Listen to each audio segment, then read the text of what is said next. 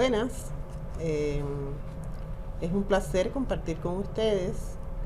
En el día de hoy nos vamos a referir a la experiencia cubana en el uso de clozapina en adolescentes en el Hospital Pediátrico Juan Manuel Márquez de La Habana, como ustedes pueden ver en la diapositiva, como parte de un equipo de especialistas y de residentes de ese servicio de salud. La experiencia clínica nos indica que cada vez con mayor énfasis la existencia de un incremento de cuadros clínicos severos en niños y adolescentes resistentes a tratamientos habituales. El arsenal farmacológico es siempre mucho más reducido en las poblaciones de mayor edad. ¿Por qué?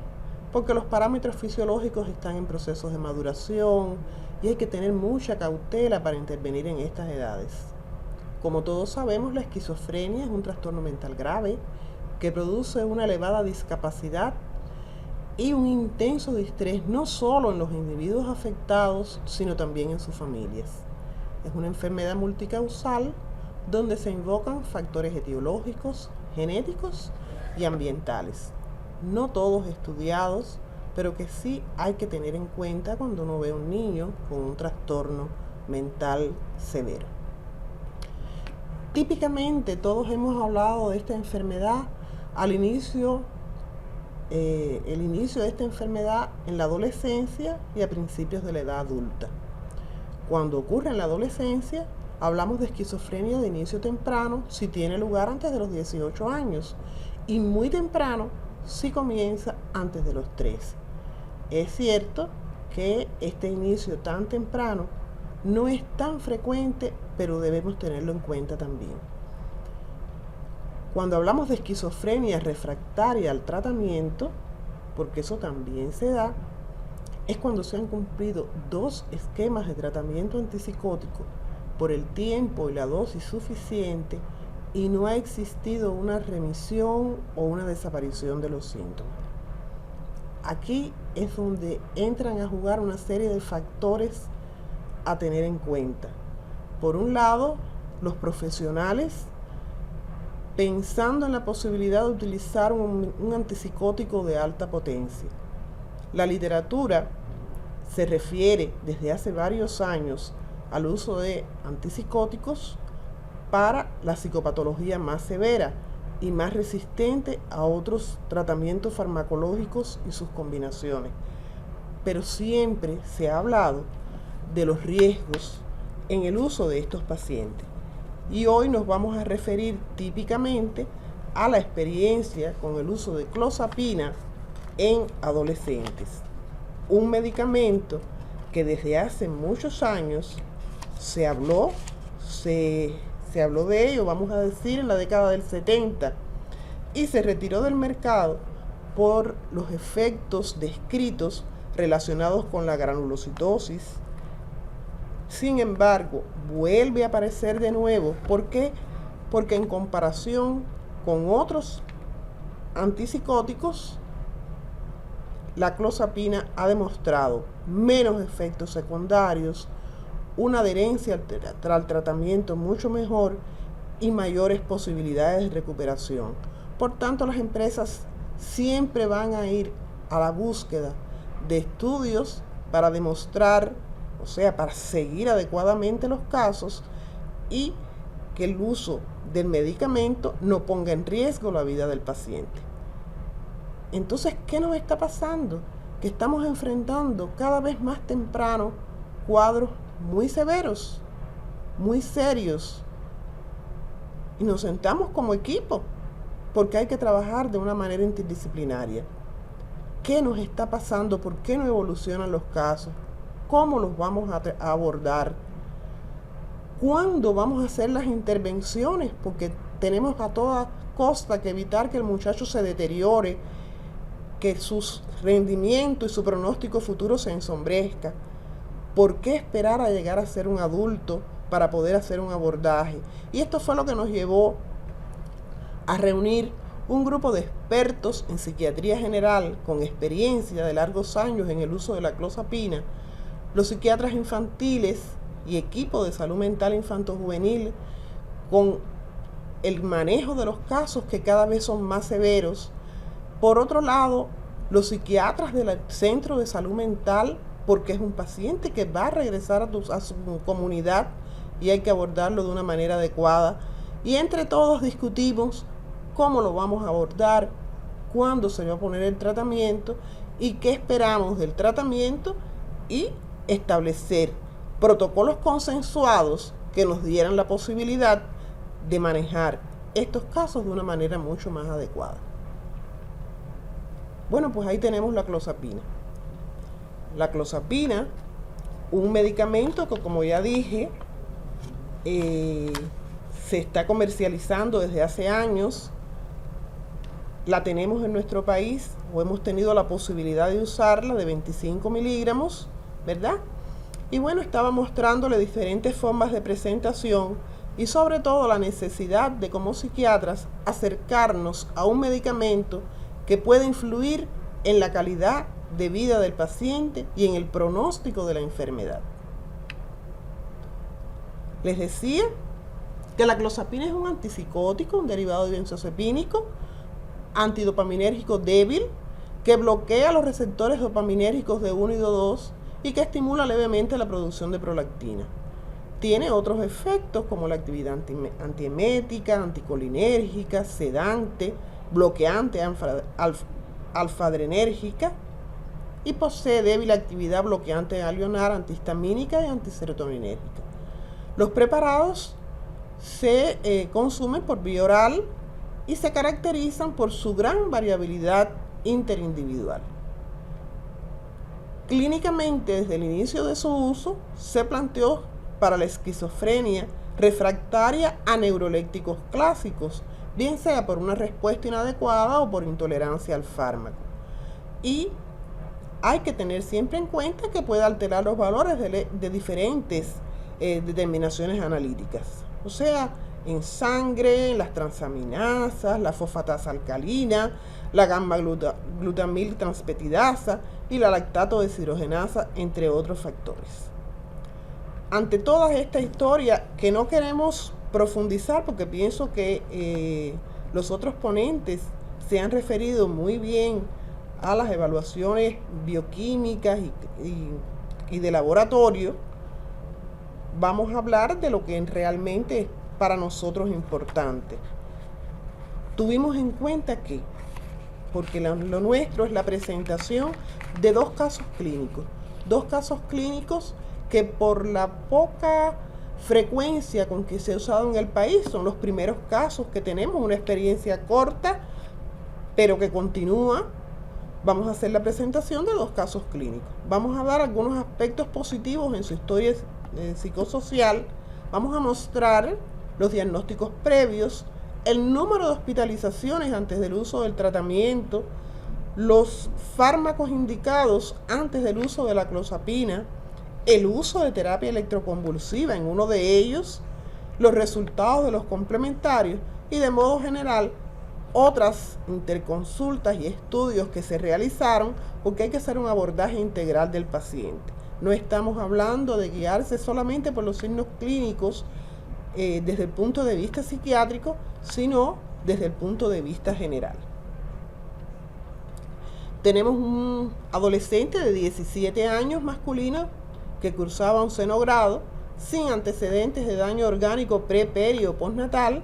En los antecedentes familiares se habla de una mamá explosiva, impulsiva, fuerte y agresiva, y muy buena mamá, que tuvo una ideación suicida en su adolescencia y requirió tratamiento psicológico. El papá sufre una psoriasis, tiene rasgos neuróticos, abuelo paterno con conductas raras, esas que no podemos especificar, que no tiene un diagnóstico preciso, y un tío materno con un trastorno de personalidad explosivo.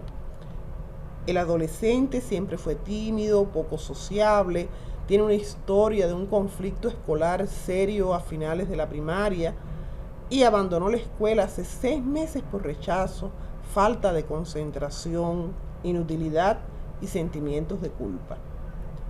Ese adolescente transitó por diferentes diagnósticos, todos acorde con la clínica, que es lo que nos permite en un momento determinado abordar un tratamiento u otro. Estuvo con el diagnóstico de trastorno psicótico agudo, con manifestaciones obsesivo-compulsivas en un segundo ingreso. Ese ingreso fue bastante prolongado. Durante ese ingreso, que se prolongó en el tiempo, ese segundo y tercer ingreso, porque fueron 3 ingresos y todos ellos prolongados, tuvimos también las dificultades de la aceptación por parte de la familia del tratamiento, por lo cual hubo que involucrar bien a la familia, pedir su consentimiento, estar al tanto de la evolución del muchacho que no evolucionaba bien. Posteriormente hablamos del trastorno esquizofreniforme, o sea, la idea de que eran síntomas de menos tiempo, y finalmente una evolución tan tórpida nos llevó al diagnóstico de una esquizofrenia de inicio temprano, con pérdida de intereses, con alucinaciones, sobre todo auditivas, con ideas delirantes de contenido paranoide, con una conducta desorganizada, descuido de hábitos higiénicos, muy irritable, hostil. Y bueno, ahí estamos refiriéndonos a los tratamientos que comenzamos con la risperidona como tratamiento de elección, la levomepromacina más relacionada con los trastornos del sueño, que también los tenía. Hubo necesidad en algunos momentos de usar el haloperidol, sobre todo haciendo cura neuroléptica por la hostilidad y la agresividad que tenía el paciente. Se usó la olanzapina por el tiempo requerido. O sea, estamos hablando de ciclos de tratamiento y de una evolución de más de un año para nosotros poder llegar al diagnóstico. Se usó la sertralina porque tuvo sus momentos de depresión, de tristeza. Pensamos que estaba asistiendo a la desestructuración de su personalidad. Y usamos también la flufenacina y la carbamazepina, con complementarios dentro de límites normales, y ya les habíamos referido que hacíamos todos los complementarios que habíamos utilizado en cada uno de estos pacientes. El segundo caso es un adolescente de 15 años, masculino, que estaba en 9º grado, que no se reconocía los antecedentes de daño orgánico pre-perio postnatal, el papá nervioso, y en los rasgos del carácter del muchacho, un muchacho tranquilo, que no se defiende bien, que tiene historia de bullying en la escuela, porque es importante reconocer que este muchacho estaba sobrepeso. Con muy buenos resultados académicos, pero que en el último tiempo comenzó a decir que estaba muy gordo, no salía, no se relacionaba, hizo una dieta autorrestrictiva increíble, señores. Una dieta muy restrictiva que llegó a ingerir muy pocos alimentos. Hubo que hacer interconsulta con nutrición, con endocrino, con las diferentes especialidades. Este muchacho se miraba constantemente al espejo. Cualquier superficie, ya fuera la pantalla del televisor, cualquier superficie le servía a este paciente para evaluarse a sí mismo y reconocer que estaba gordo, porque para él ese era el problema fundamental. Cuando tenemos un paciente con estas características, bueno, inicialmente pensamos que estábamos ante una dismorfofobia, porque no se aceptaba a sí mismo. Ya después eran esas conductas obsesivo-compulsivas con la alimentación y con todo lo que estaba a su alrededor. Finalmente nos dimos cuenta que estábamos ante un espectro esquizofrénico y llegó al diagnóstico de esquizofrenia de inicio temprano. A lo largo de esta historia de enfermedades, de síntomas, donde estuvieron presentes, al igual que en el primer caso, las ideas delirantes, estuvieron presentes las alucinaciones, la hostilidad, el rechazo al contacto social, el descuido de hábitos higiénicos y estéticos, la pérdida de intereses. Usamos tratamientos en nuestro país desde hace años. Estamos usando la risperidona en primer lugar. Estuvieron también presentes los síntomas depresivos.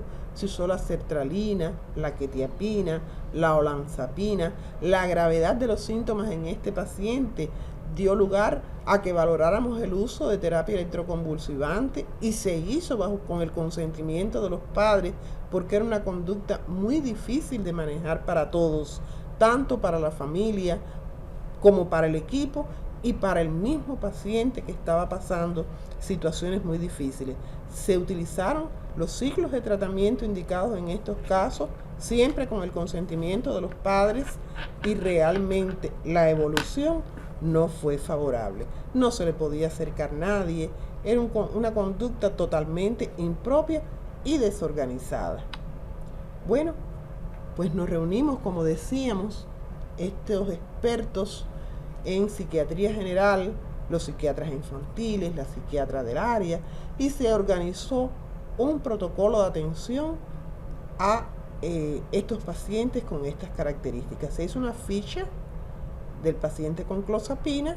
Ahí estamos mostrando los aspectos de la ficha de este paciente, de cada uno de estos pacientes, donde se recogen los datos generales que ustedes pueden ver, y recogemos sobre todo todos los síntomas generales que pueden estar presentes y que pueden estar relacionados con el uso del medicamento, tanto gripales, respiratorios, cardiovasculares. Ustedes los pueden ver ahí, para ir evaluando semana por semana cómo era la aparición de síntomas relacionados con el fármaco, que siempre nos preguntamos, ¿son síntomas propios de una enfermedad general que o necesariamente tiene que ver con el uso del fármaco?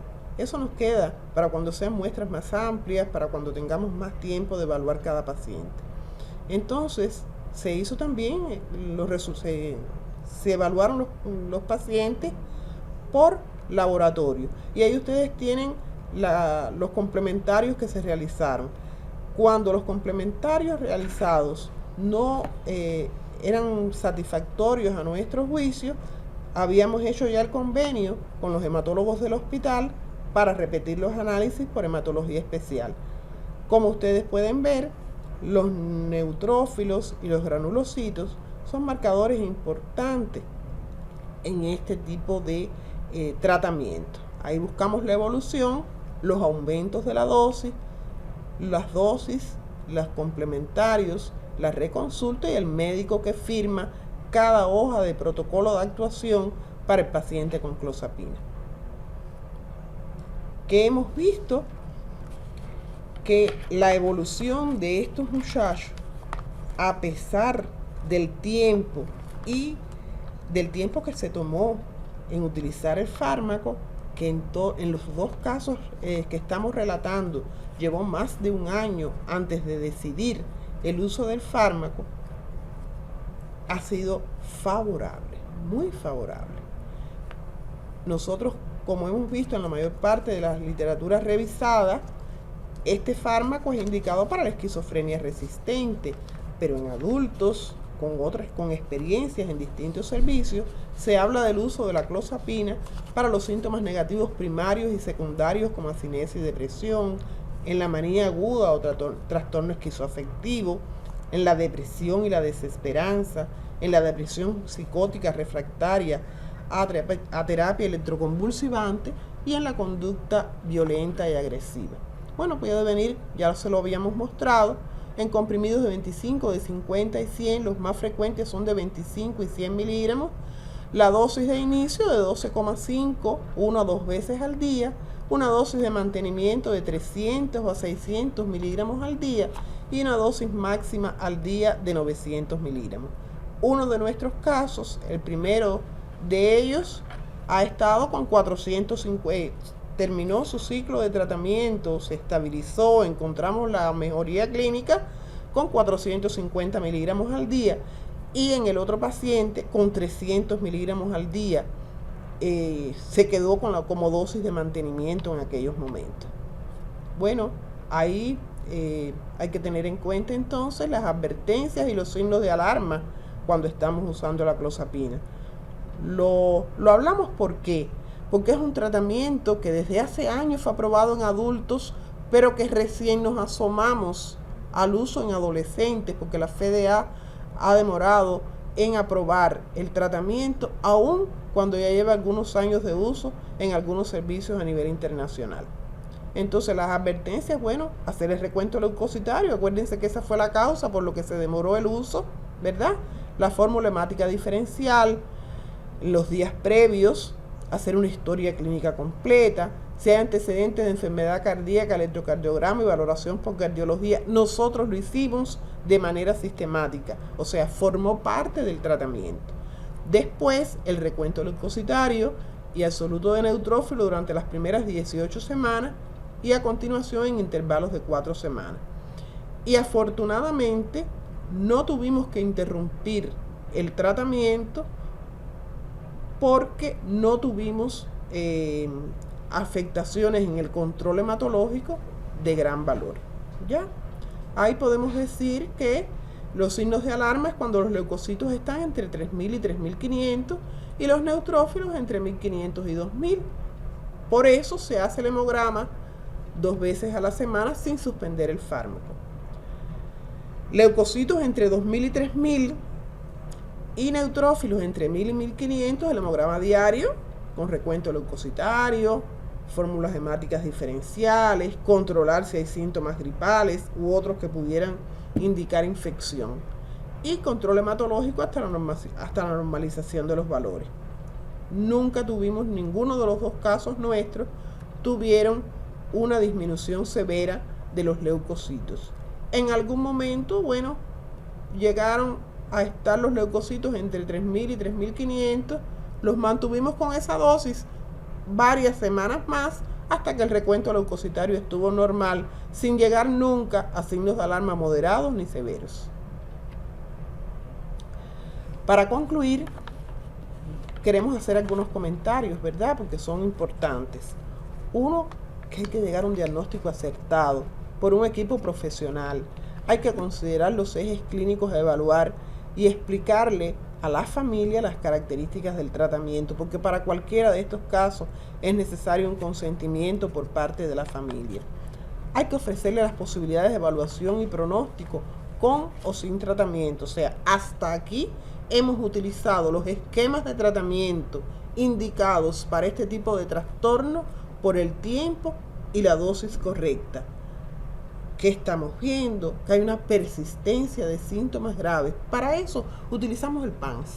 Realmente nos ayuda mucho. O sea, la escala de evaluación de síntomas positivos y negativos de psicosis, donde el grado de funcionamiento y el grado de discapacidad tiende a ser bastante elevado y es un compromiso que establece el terapeuta o el equipo en estos casos para lograr un alivio y una rehabilitación de los pacientes, porque al final lo que queremos es que se recuperen, que ese ostracismo social, que ese distrés para el niño y para la familia pueda desaparecer.